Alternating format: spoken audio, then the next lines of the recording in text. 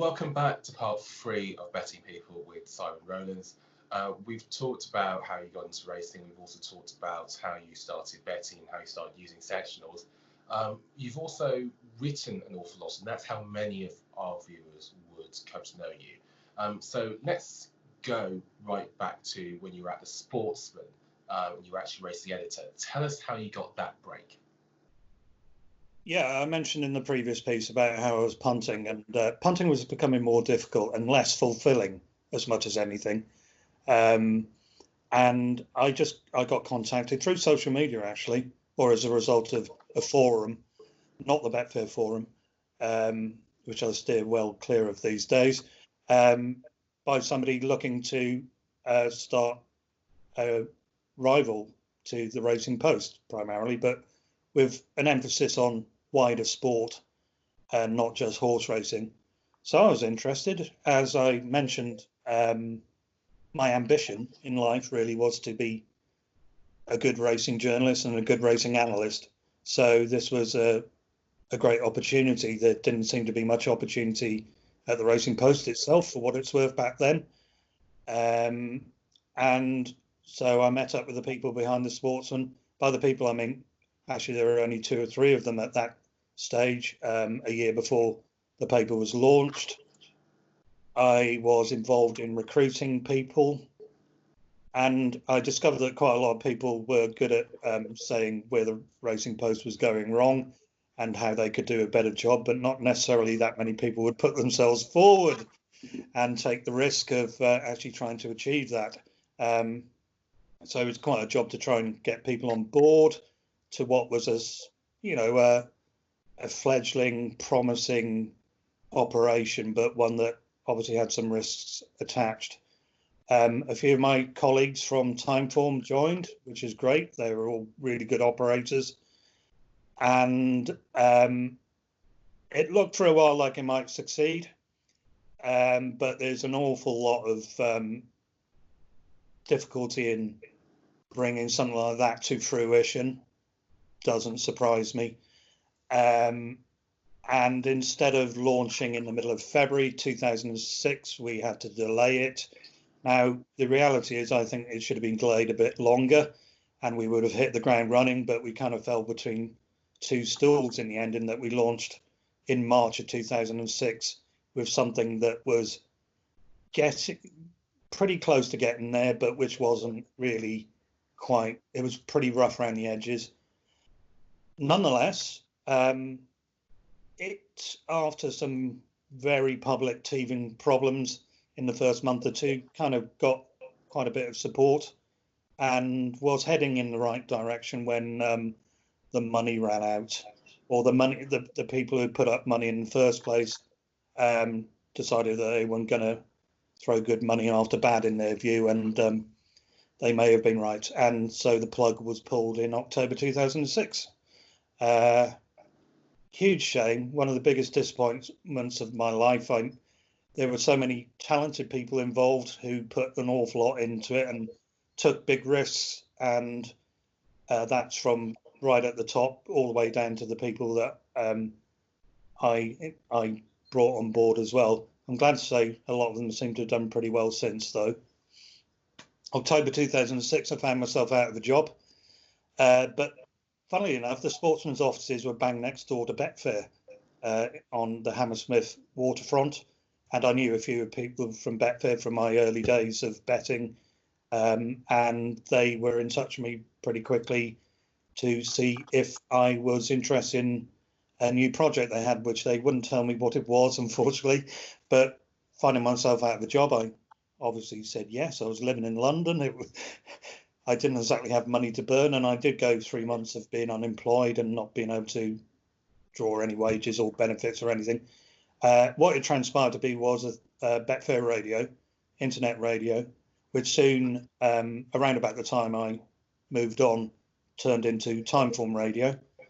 So I was involved in starting Betfair Radio in January, February of 2007, along with one other guy who walked out 2 weeks before the thing was going to launch, which left me having to do everything, literally everything, including punditing and presenting and turning the lights off at the end of the day at times.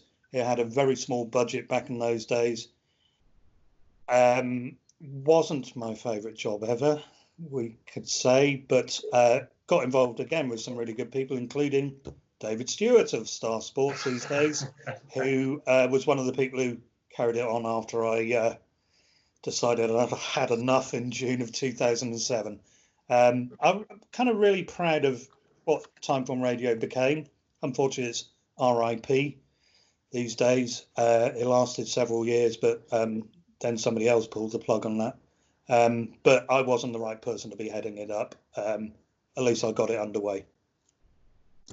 Indeed, many fond memories, actually, I'm sure, for people watching this from the early days of the internet radio, Timeform Radio, or Betfair Radio, whatever you call it, especially actually given that it quickly became probably my favourite radio station during college days. So I'm sure many people would have enjoyed hearing about that. You then went back freelancing, as I understand it, after then. Were you happy with that move at the time? Do you think it worked out? Well, I realised how much I missed just basically analysing racing properly in a Timeform sort of way, looking at racing, putting ratings on racing, giving race reading commentaries on what's gone on and interpretations, and freelancing involved working for Timeform, establishing a Timeform Ireland service, as well as some. I appeared on telly a few times, not particularly gloriously. I don't think I'm a natural broadcaster, but Timeform was the main focus of what I was doing, and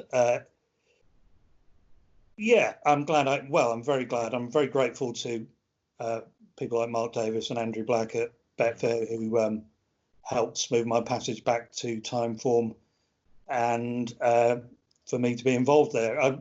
I mixed between being freelance and being on staff actually over the next sort of 10 odd years before going entirely freelance, and Timeform ceasing to be quite such a big part of my working life actually from the beginning of 2016 onwards. But no, it was great to be back involved with Timeform at a time when they were looking into things like automations, which I'm interested in, intrigued in, intellectually invested in, and also moving into new territories like Timeform US, which I helped to establish, and Timeform Ireland, which no longer exists specifically.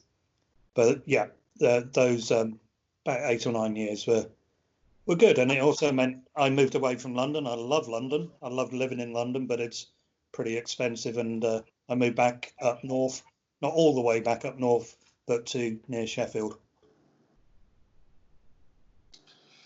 Absolutely. And with that moving to freelance and being able to analyse racing again, do you feel that the quality of your work improved for that?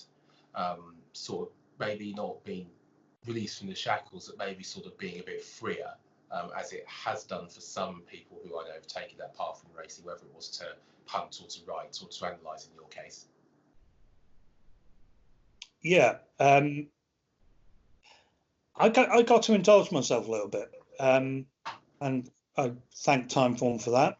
I mean, there was a lot of grunting, doing stuff like automations and everything, but yeah, I think it meant that I was able to look into things like sectionals and automated handicapping and the way of race reading and everything in a depth I wouldn't have been able to have done if I was trying to, you know, turn a living out of doing this, that, and the other. And so I did get to look into stuff in more detail. And thanks to Timeform, I'm not sure other countries and other times there's been that kind of opportunity. It's a fantastic place to be involved with. But we have sort of gone our separate ways, although I write the odd article for them still, and I still massively interested in what they have to say about the racing scene.